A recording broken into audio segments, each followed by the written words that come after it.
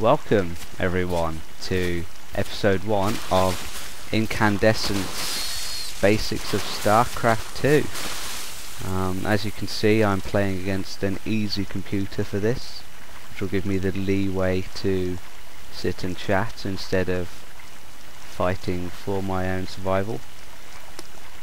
Today we're going to be going over controls and all the basic things you need to know about the game when you're starting out.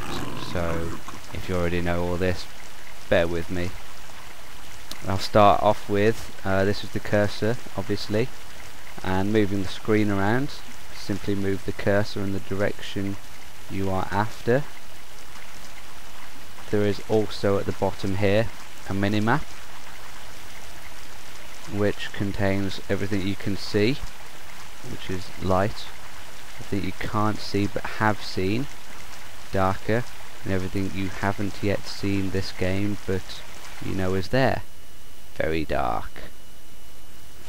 You can use the minimap, as you've just seen, to move about the map with your view, and also you can pan by dragging, holding left click, like so. Across the top of this display here are your selections of hotkeyed units. We'll get to that later. This here will show you idle workers. This display here shows you about units you've selected. One selection, it will show you any armor upgrades, the health, etc. Multiple selections will show you the health that they've got. These are all very healthy. Lower healths are in red and oranges and yellows. Over here are the commands and any special abilities that the unit may have, such as burrow. Every Zerg ground unit can burrow, even the Ultralisk, which is a bit absurd. And of course the portrait. I've got the 3D movie portrait because it's cool, and every now and then the Zergs attack the screen. Moving up, we've got the base filled with minerals and gas. The minerals are your main resource, shown up here. Minerals are required to build your main building, the hatchery, nexus or command center, and also your main worker for 50 minerals each. And also they are required to build extractors, assimilators and refineries, which are required to gather Vespian gas. The second resource is a Vespian gas geyser.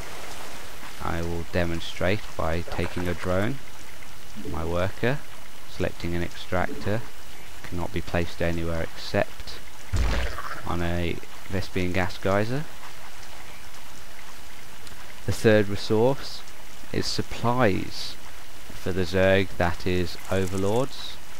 The only unit that doesn't require supply. Everything else requires supply. Drones 1, Zerglings 1 supply for 2 Zerglings, Roaches 1, Hydralisks 1, Queens 2, the Mighty Ultralisk 6. So you got to keep on that. Every patch of mineral starts out with 1,500. Every Vespian geyser starts out with 2,500. Also quick to note, every unit's armor is displayed here. Armor literally just takes away that amount of damage per attack. So a roach being attacked by another roach at these upgrades will receive 15 damage instead of 16, whereas a Zergling which has no armor takes the full 16 damage, shown there. If you wish to select lots of units, you can left click and sweep. Right click tells that unit to go places. There is also some other commands down here. If I make a little wall, I can show you the hold position command and its uses. As you can see, the units are able to push each other about.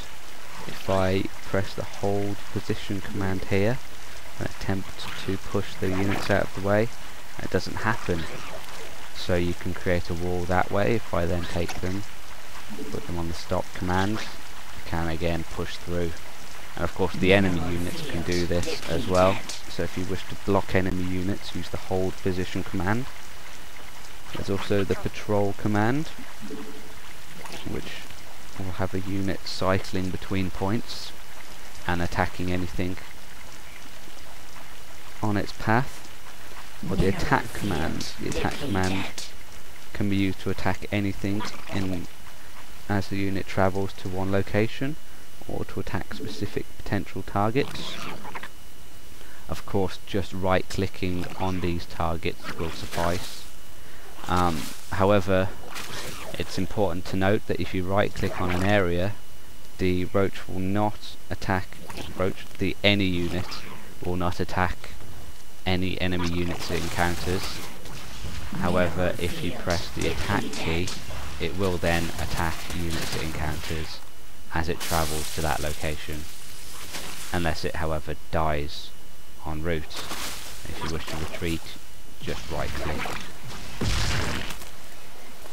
You can't retreat if you're dead, however. Units which have separate capabilities can be told to do things with the right click, however they will not all do the same command. For instance, an overlord cannot attack, so an overlord plus a unit which can attack will both go to the unit, however the overlord will just go to it and the other unit will attack. A drone and a queen, both sent to minerals.